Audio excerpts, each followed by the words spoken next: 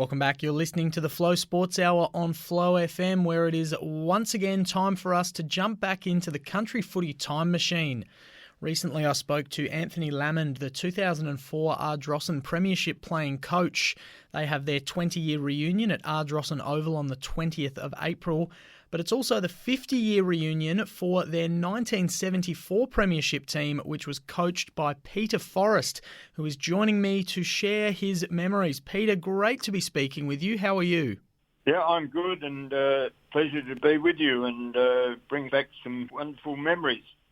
Well, let's talk about those wonderful memories. I first made contact with you just a couple of days ago, and yeah, when you answered the call from me and we started talking about the 1974 premiership, what were some of the instant memories that popped into your head?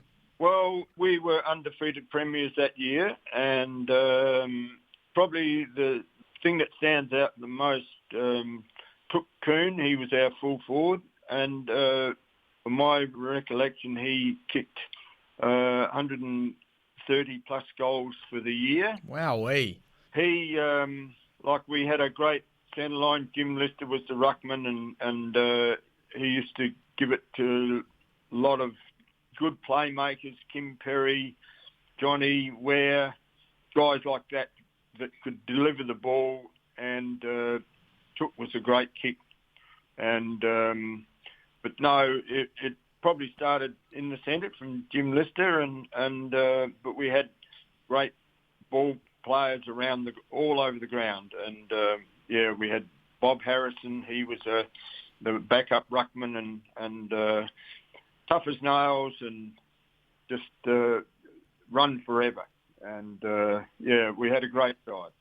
Well, 50 years on and you can still remember all those names. It sounds like it must have been a very good side, especially with a full forward kicking 130 goals for the year and going through undefeated.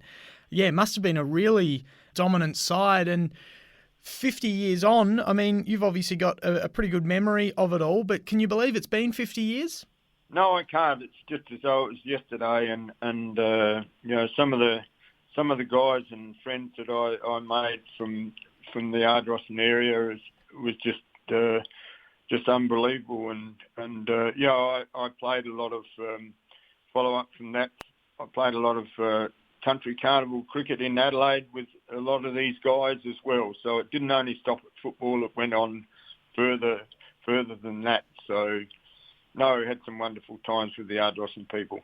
For all these segments that I've done, before our chat, the oldest I had done is 25 years in the past. So we're doubling that today. And I'd love to know, Peter, what was footy like back in 1974 on the Yorke Peninsula compared to what I'm sure is a very, very different game and a very different league today? Well, there certainly wasn't as much handball as what there is in modern day footy today. But, it was precision kicking and first use of the ball and we had some magnificent players who would sidestep and balk and deliver the ball to an absolute pinpoint area, and that's why Took did as well as he did, because we had so many good ball users all over the ground. When you watch footy now and you see all the handballing, do you think there's a few rubbish mistakes, and you think they should go back to that old style of kick and catch and those more precision skills? Well, probably the modern day footy is certainly different, of course, with the handball, but it's we in this particular side we'd hardly miss a target. They're all skilled players, and if the handball was put in that area, I'm sure they would have put that to perfection as well. It just wasn't used in those days, but it was more precision kicking and kicking to leading players, and that's what Took was. He was very, very quick, and he could kick from 50, 60 metres out. He was he had all the attributes of a modern day player of today. Something else that's greatly changed since 1974 is the level of aggression in footy. Obviously now there's a lot more known about concussion and protecting the head, and there's a lot more sports science and that sort of thing. But back in 1974 on the Yorke Peninsula, was it still a pretty rough game? Oh yeah, we had some very tough players like Billy Roundtree. He was our fullback, and he would just go straight through anyone who had the ball or whatever. And we had a guy called Terry Hicks, his name was, and his name was Buff, and you can probably imagine the reason why it was called Buff. Like that, tough as nails and built like an absolute brick wall, and like he gathered that name because he was exactly that, Buff. He was Buff. Don't worry, Peter. I'm picking up what you're putting down. I don't think brick wall was what you were initially trying to say there. As a brick something house. But then we had absolute skilled players. Johnny Ware, I think he won a couple male medals in Yorke Valley, and he was an absolute skilled player. Peter Ware. We could go right through the side, and everyone had tremendous skills. And as I said, we were a side that we didn't rely on imports. We were all stationed in Ardrossan or close by. I want to ask you more about that. With everyone stationed in Ardrossan, rather than recruiting people from all over the state, all over the country potentially, and maybe or maybe not making some undisclosed payments, it was certainly a different time back then with it all being local lads.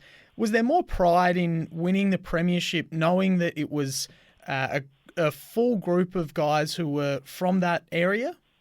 Yeah, it certainly is. And I mean, all these guys were best of friends, and we all played together, and we looked after one another all the time. And I think that's probably, the big difference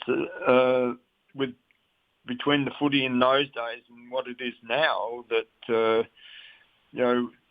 we're all good mates, and, there was no animosity or disputes in the club at all. It was just a great, happy bunch of guys, and you'd look forward to training, and you'd look forward to your games on Saturday, and more than that, look forward to winning and being part of it. Well, you've said a lot about the amount of talent that was on the team, and it's easy to see why premierships are won when there's that much talent, but it's also easy to see why they're won when there's that much camaraderie off field. That's just what happens when you get a bunch of guys who love playing with each other and look forward to going to training. The improvements that they always shine through, and the team chemistry as well. So it's really interesting to hear how close the team was off the field. And 50 years on, no doubt their life takes over, and 50 years removed from 1974, I'm sure there are a few of your players that are no longer with us, but do you still keep in touch with anyone from that premiership team? Probably I haven't been in touch with many people at all, but, I still think about these guys, all the time, and how much I'd love to catch up with them. And this is what I'm looking forward so much to this reunion, because, it meant a lot to me.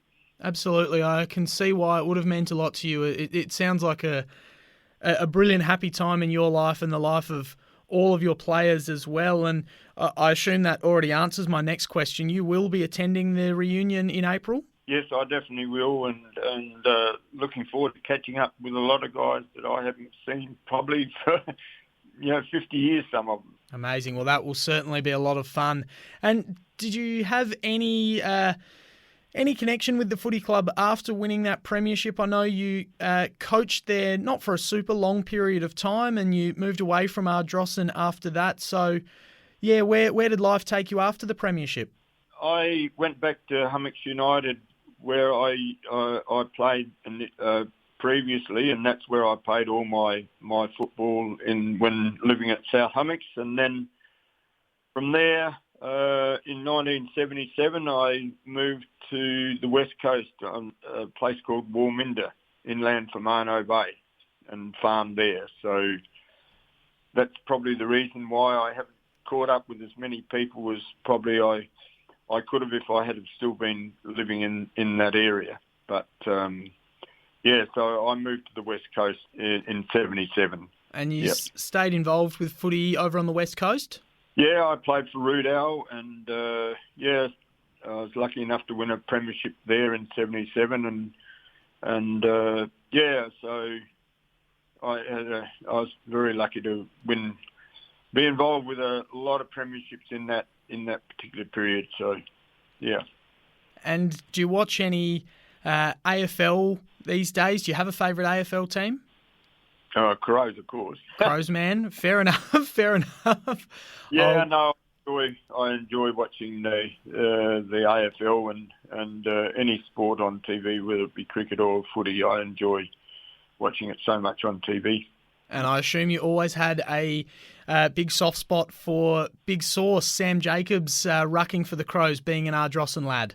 Yes, I certainly did, and he. I think he's still playing for Ardrossan, isn't he?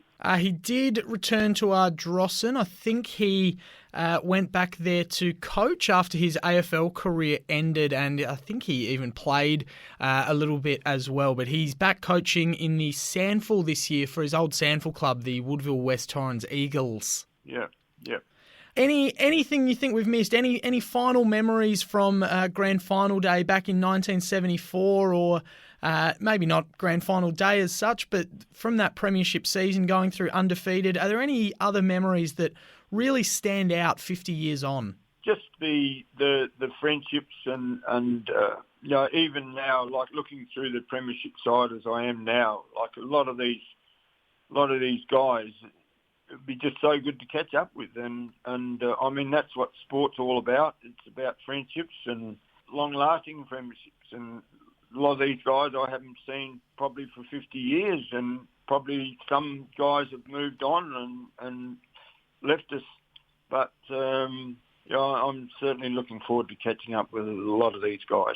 Well, Peter, one of the reasons I love doing these interviews is because I get to hear the pure excitement and the great memories, and I can really tell just from the tone of your voice and everything you've said that 50 years on, this grand final really resonated with you and has had a big impact on your life. So I've loved learning about it. I've loved hearing all of your memories, and I'm sure you're going to have a fantastic time at the reunion in April. And I know all the 2004 Premiership players are going to have a great time there as well. So Peter, thank you heaps for your time today. It's been a pleasure chatting to you and hearing your relation 50 years later. I hope you've had a good time as well. And yeah, I hope you have a fantastic time at the reunion. I will, and probably everyone will have to have name tags on, because we would have all changed a lot in that period of time.